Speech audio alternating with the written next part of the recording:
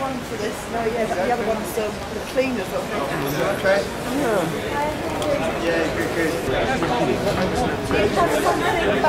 Yeah, I can give you some emergency plan. Yeah. And they shut it down. Yeah. And they said it was all about money, but it wasn't. Yeah. It wasn't. It was an outrage.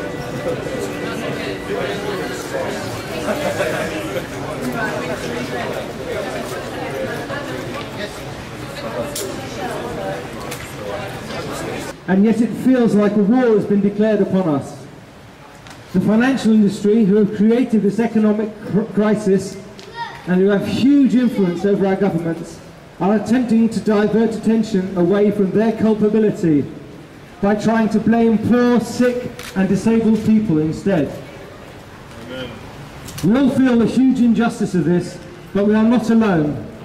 More and more people can see the injustice and the obscenity of demonising the sick and disabled in order to make them pay for the mistakes and the crimes of the banking industry and the decision by our public servants to bail them out.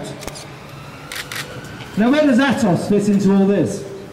Atos is a private company, originally an IT company from France, which is now paid £110 million of taxpayers' money every year in order to remove benefits from sick and disabled people.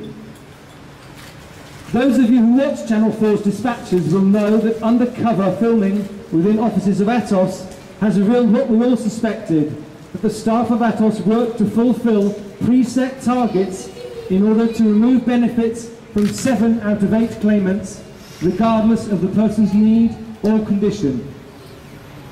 When government tells us that welfare reform is about reforming fraud from the system, we now know that this is a lie. It is about targets and saving money regardless of the impact upon people's lives. It is about dismantling the welfare system that we have all paid into and most of us will need to depend upon at some stage in our lives.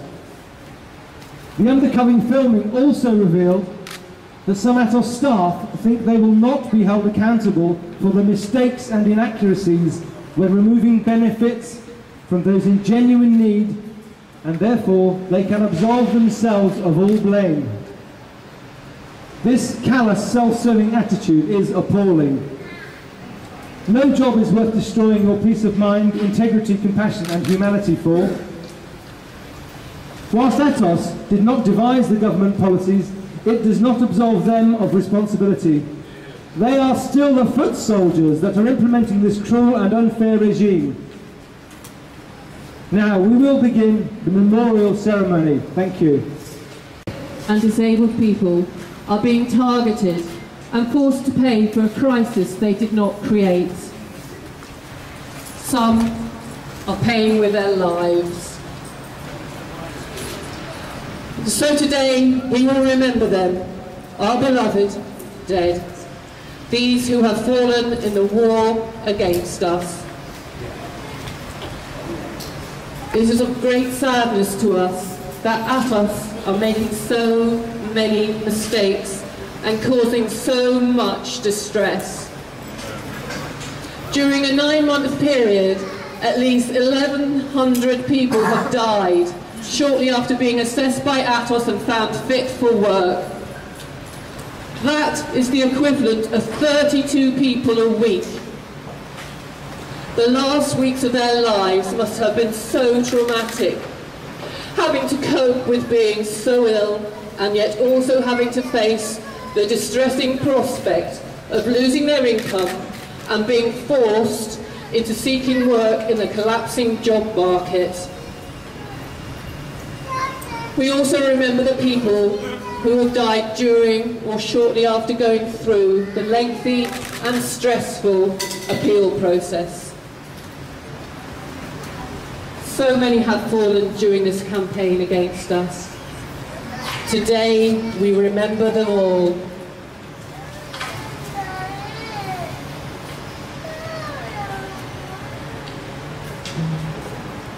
We will now read out the names of some of the fallen, where Atos assessments and loss of benefits have been a contributory factor to the distress that led to their deaths. We fear that there may be many more who have perished this way, but we can only name those who a coroner has recorded that the removal of benefits was a contributing factor to their death, or those where the families have publicly stated that the actions of Atos greatly distressed their loved ones before they died. We will now read out the names of those who have perished. Paul Reiki was an acclaimed Scottish writer, talented musician and a devoted follower of Hibernian FC. His friends described him as an absolutely brilliant pal and an out-and-out funny bloke. Paul took his own life. He did not leave a suicide note, but laying out on a table close to his body were 2 letters from the DWP, Department of Work and Pensions. One letter notifying him that his incapacity benefit had been stopped, and the other saying that his housing benefit had been stopped. His friends wrote a strongly worded letter to Chancellor George Osborne so that he would know the human cost of attacking those on benefits. Paul Wilcoxon was only 33 when he was found dead in Hollands Wood, Lyndhurst. Atos had incorrectly assessed him as fit to work, stopped his ESA benefit and told him to find work. He left a suicide note and a letter to his family in which he expressed concerns about losing his benefits and the government's cuts. Leanne Chambers was only 30 years old when she died.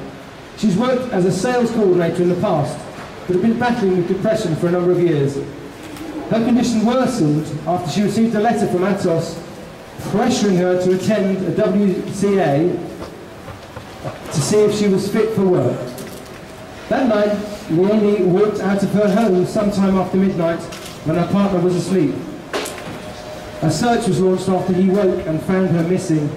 Her coat and purse were found beside the River Ware, and later the police recovered her body from the river.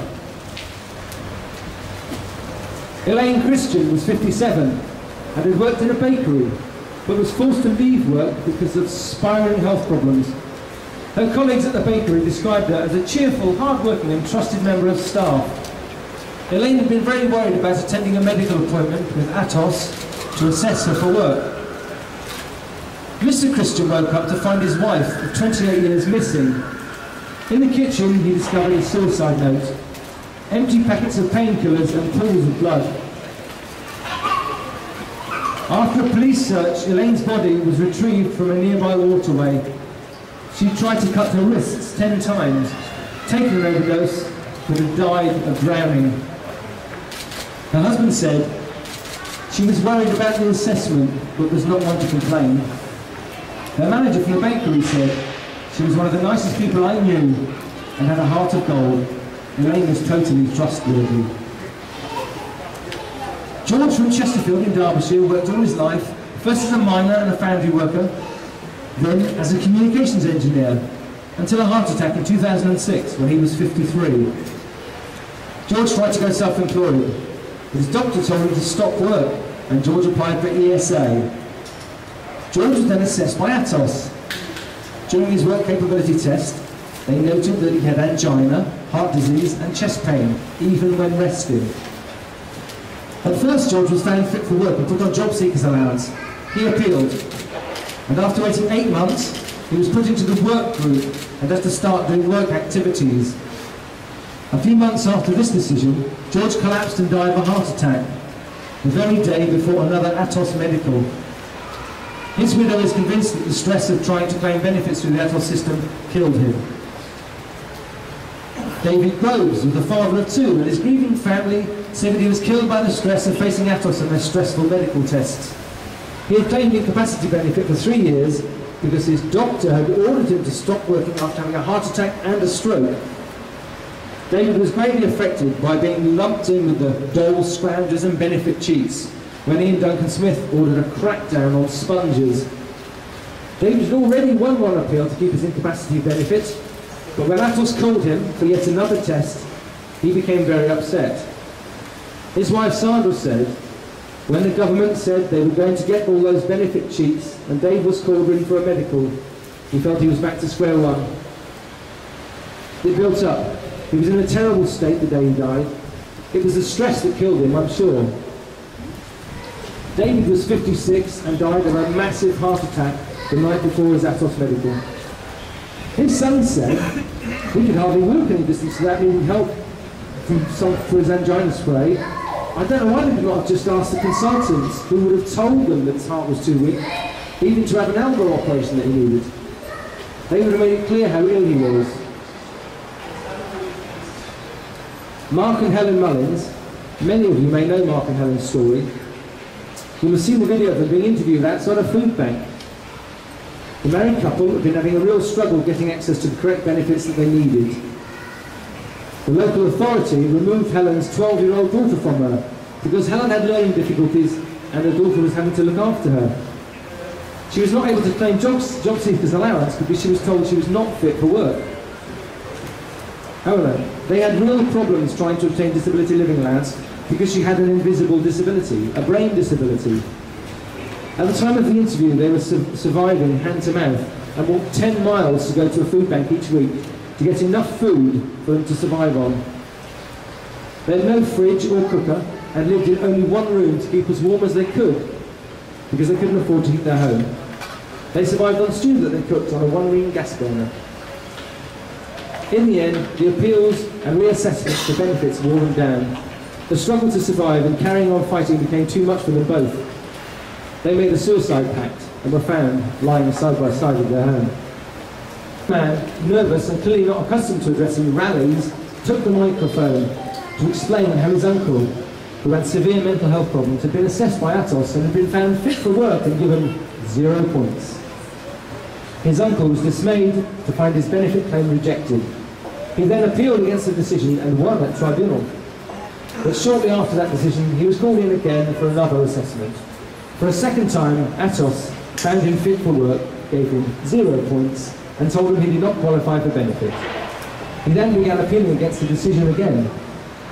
Sadly, a few days before another tribunal date was set, he hanged himself. Tuvalu widow. This lady's husband had been diagnosed with a heart condition and depression by his GP. He started claiming ESA. He was then assessed by Atos, who scored him 0 points. His case review was unsuccessful. He could have gone to appeal, but his condition prevented him from progressing this.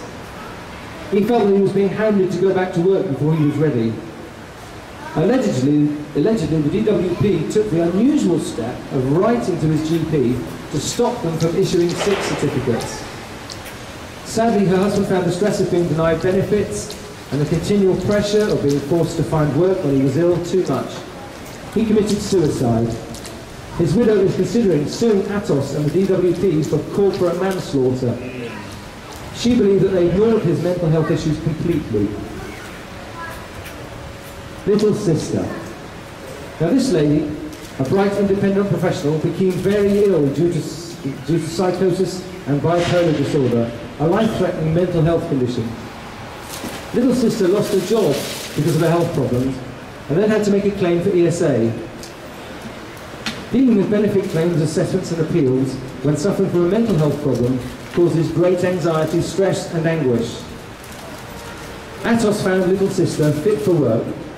However, she appealed against the decision. Now, whilst waiting for appeal to come through, little sister became increasingly paranoid and reclusive. She confined herself to a home and survived on Weetabix and water. She was unable to afford to heat her home, and the water pipe was broken. Occasionally, little sister had to attend a job centre because she'd been found fit for work and was pressured to look for a job. The job centre did not seem to have been aware of the gravity of her illness and refused to believe that little sister was too ill for work. Now, little sister's family had become unable to find her, but when they did, they ensured that she got the appropriate medication from the doctor and tried to help her with food and other support. However, due to the nature of her illness, little sister became frightened even of her own family and refused all help. She got the police to caution them, preventing them from helping her further. One autumn day, little sister boarded a plane to Portugal. Her family received a phone call from the Foreign Office in Portugal telling them that she had taken an overdose and then jumped from the hotel balcony. Little sister was only 32 when she died. This sad story, like so many others, show how inappropriate it is to expect those with mental health conditions to navigate their way through such an uncaring, unprofessional and incompetent system. Assessment by computer program and pressure from job centres is the last thing people with mental health conditions need. How can the government and Atos get this so wrong? Stephen Hill, a dad of 2, suffered from heart problems for about 2 years and was awaiting major heart surgery. He was given a 10-minute examination by Atos and declared fit for work. A month later, he died of a heart attack. Mr. Hill's brother said, "I think the worry put so much pressure on him. For people who are really ill, like Stephen was, the system is wrong. We want to see it changed, so a report from a GP and a specialist should be good enough. Stephen should have been enjoying time with his grandchildren. For this to happen was just terrible." Sandra Williams suffered from painful degenerative spinal condition and depression. Atos had found her fit for work. In the days leading up to her death, she'd been very worried about losing her incapacity benefit. Sandra took a massive overdose. She was discovered by her son Ryan when he returned home with her husband. Craig Monk had an accident 4 years ago which left him needing a leg amputation. His family described Craig as vulnerable because he'd previously taken overdoses of antidepressants and painkillers. Atos found Craig fit for work. Craig's neighbour said he'd been worried because his benefits had been cut. Craig hung himself in his home and was discovered by his neighbour. Martin Russ was suffering from a treatment-resistant form of schizophrenia.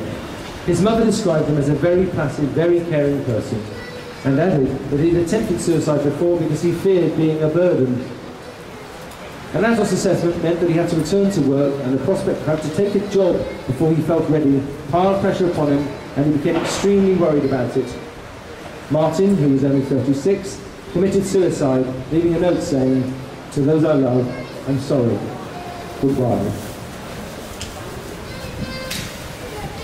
Paul Turner, a dad of 1, was medically retired from his job as a stores manager after he suffered a heart attack. He later had to undergo a double bypass because of the condition. He continued to suffer from angina. He was claiming incapacity benefit until Atos found him fit for work and stopped it. However, he had a serious heart condition and died of heart failure weeks later. His family said, "We believe the claim he was fit to work brought on his death. He was very upset and worried that he would fail any medical given him by a potential employer." Paul was also upset because he thought the officials believed he was a fraud who should not have been claiming benefits in the first place. His family also say that during his assessment they did not undergo any physical test that could have picked up a problem with his heart. Mark Scott had suffered from oxygen deprivation when he was born, and this had left him prone to epileptic fits and panic attacks. This severe anxiety led him to drink heavily, and he became a chronic alcoholic. He was left penniless after Atos found him fit for work, and he was stripped of his incapacity benefit and housing benefit. His dad, Cliff, said that Mark sank into a deep depression after he lost his benefits. A month after work, Mark, who was 46, developed pneumonia and died. Cliff said, "I think the anxiety Mark suffered over this decision killed him. They should never have stopped his benefits. They pulled the rug from under him, and I think the stress of it led to his death. I want to fight for justice, not just for Mark, but for all the other people in the same situation." Cliff took the DWP to an independent tribunal who found that the decision to remove Mark's benefits was incorrect. Cliff said, "I know Mark would still be alive today if he had kept his benefits, as it proved he should have. The government, the DWP, failed my son. The system is not fit for purpose." Now, many of you may have known Karen Sherlock. She was a very active lady online. Her Twitter profile was, "Chronic spoony, lots wrong, ESA stopped by this inhumane government, preparing for dialysis, each day is tough." After Karen died, Sue Marsh wrote the following about her in her blog. "Karen embodied our fight in almost every way. She was desperately ill. Her kidneys were failing, putting a huge strain on her body. Ultimately, it seems she died of a cardiac arrest. She'd been found capable of work by the DWP, placed in the work-related activity group. Her employment and support allowance was time limited to 1 year after the welfare reform bill went through. Not only that, but it was limited retrospectively, meaning that she only had a few months left to appeal for long-term support in the support group before she lost everything. She was terrified, beside herself with fear. She lived her last months desperately scared that her family would not survive the onslaught it faced. She was the most vulnerable, whatever that is. The system failed her, and she spent her last precious moments in this world fighting for herself, for her family, and for others. She was one of us. She was Spartacus. And now she's dead, and she died in fear because the system failed her, because cruel men refused to listen and powerful men refused to act. She spent her last months fighting for the security of £96 a week and the reassurance that it couldn't be taken away. When she won her battle, she was finally put into the support group. After months of unbearable stress, resilient commitment and endurance beyond comprehension, she won her battle. But she lost her war, and we must all make sure that whatever comes, we win the war in her name, and in the names of many thousands more fighting for life and dignity. R.I.P. Karen, we won't forget you.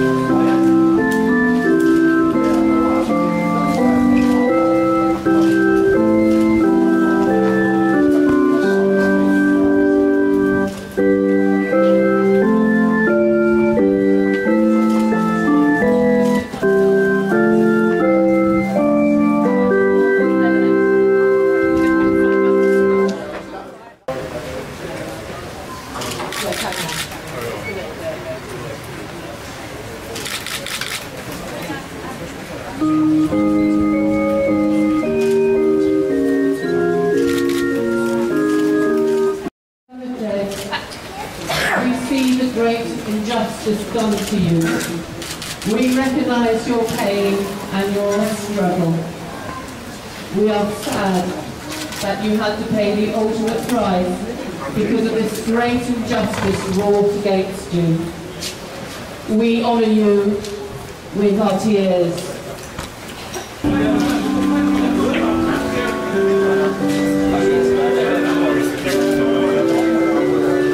As we think on those deaths, we have to acknowledge that this scrounger rhetoric has been viciously overdone.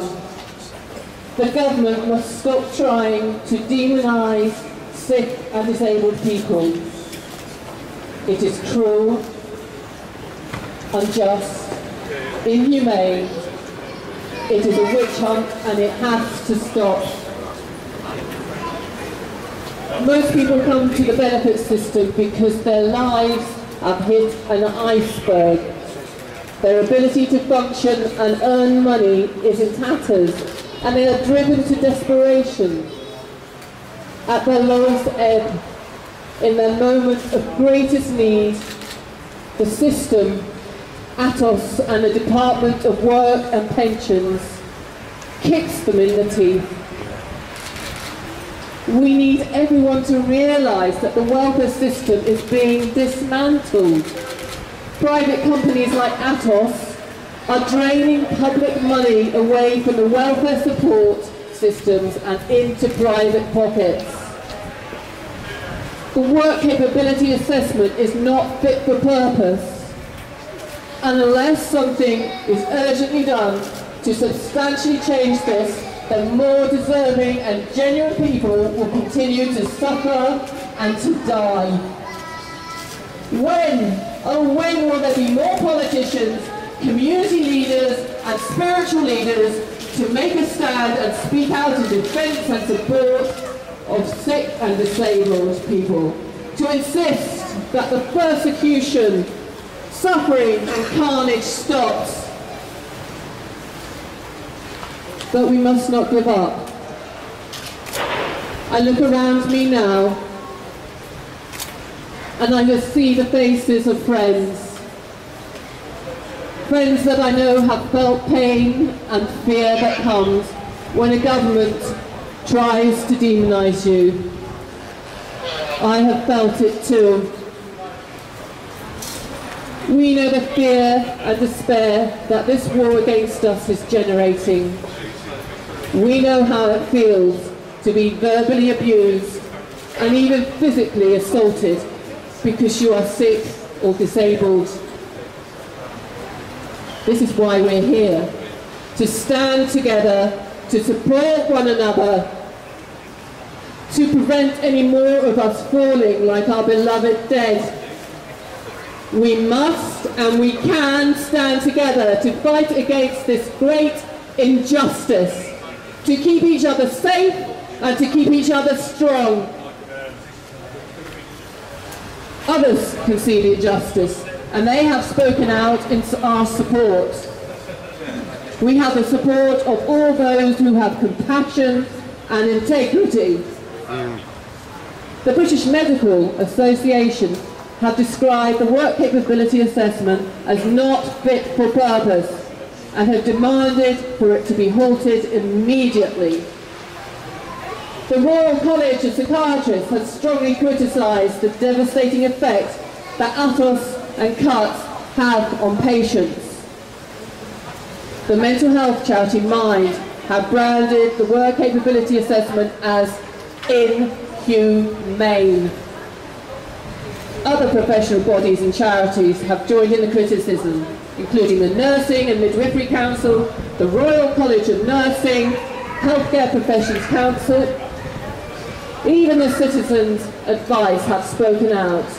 Their chief executive said, "We wouldn't allow a private contractor to let us down on the Olympics, so we can't allow one to let down disabled people."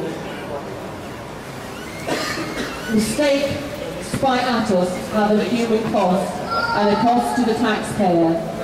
Getting medical assessments right first time is absolutely essential in ensuring that seriously ill and disabled people get the support they are entitled to and cutting the number of unnecessary appeals.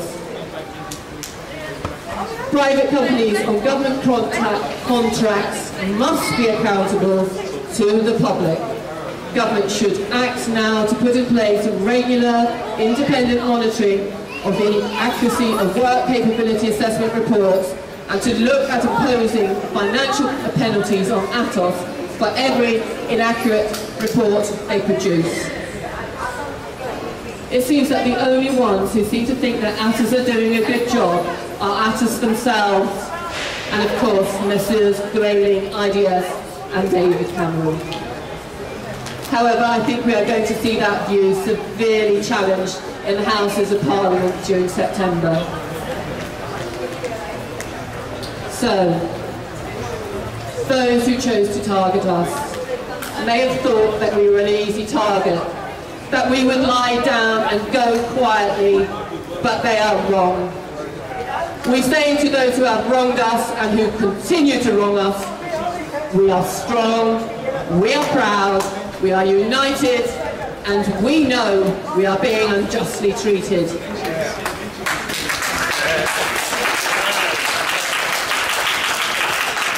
So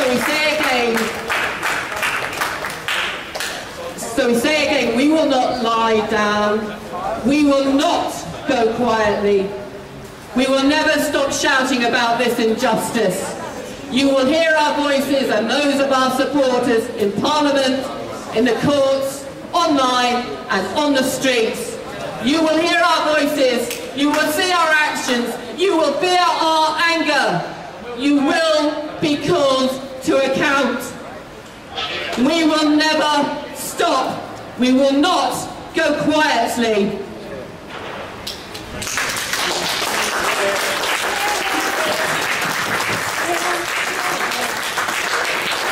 And to the assessors working for Atos, we say, It is not about paperwork and targets. It is about people's lives.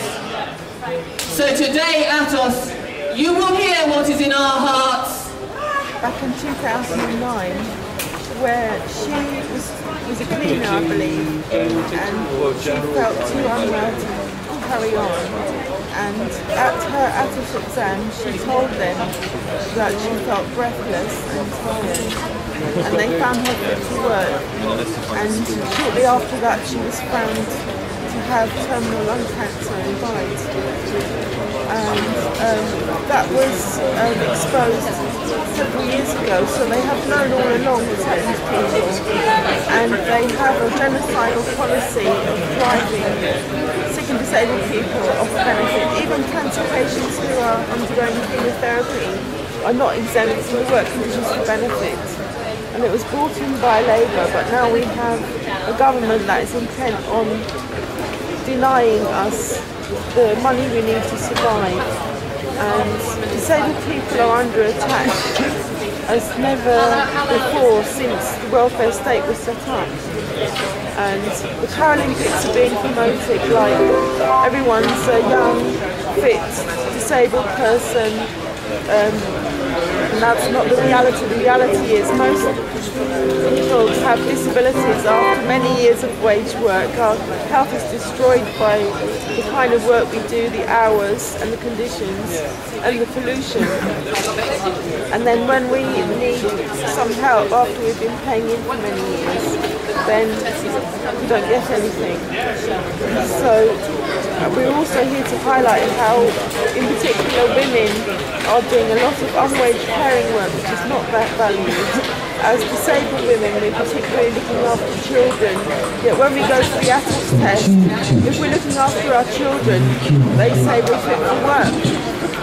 So, how are families supposed to survive? So we're here because we're very angry and we're determined that Atos is not going to continue, and we want to hold the government to account. Living in constant fear is no way to live. You're making people's lives intolerable. Withdrawing a person's only means of survival is letting them die. You're killing people to meet targets while earning billions. And I'm speaking out against you because my conscience cannot stand to be silent as I witness the suffering you cause. And I'm speaking out because one day it could be me that you kill. Atos, you assessed my sister and she was declared fit for work. Sadly, like many sick and disabled people, she's not even well enough to undertake the work-related activities, now forced upon her, and forced on so many as a result of your inaccurate assessments. She was too ill to fight against the decision. Fortunately, her family fought for her, and after considerable distress, she eventually won her appeal at High Court. Of course, not everyone has a family that can support them in this way. Do you actually genuinely believe that your actions are having a positive effect on the lives of sick and disabled people? Or are you just following orders, knowing full well the pain and suffering and utter devastation you are inflicting upon people, real people? Why do you continue with this cruelty? Have you convinced yourself that these people just don't matter? In years to come, when the full extent of this suffering is known, how will you feel about the part you played? For whoever is giving the orders, your role is a significant one and will be remembered as such. Please stop. Yours faithfully, S. Ryan Devon. We're not making mistakes and we have to all stick together. We refuse to be divided into the deserving and non-deserving.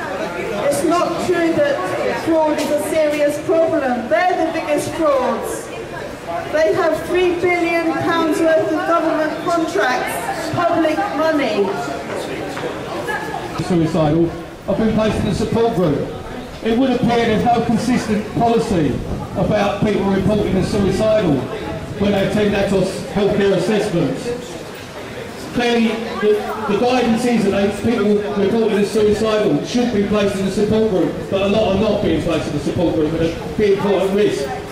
So this is an example of the hypocrisy that's going on with organisations like Atos. And for them to be made a sponsor of the Paralympics is the biggest hypocrisy of all.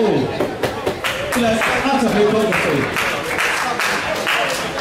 Margaret Hodge MP says the work capability assessment process hits the most vulnerable claimants hardest. The one-size-fits-all approach fails to account adequately for mental health conditions or those which are rare or fluctuating. While the department has started to improve, the process is still too inflexible and too often is so stressful for applicants that their health simply gets worse. By January 27, 2013, it has been estimated that there have been more than 10,000 deaths as a result of the disability assessment process administered by Atos. According to the government's own figures, there is 1,300 persons dying after being put into the work-related activity group, 2,200 people dying before the assessment is completed, and 7,100 people dying after being put into the support group.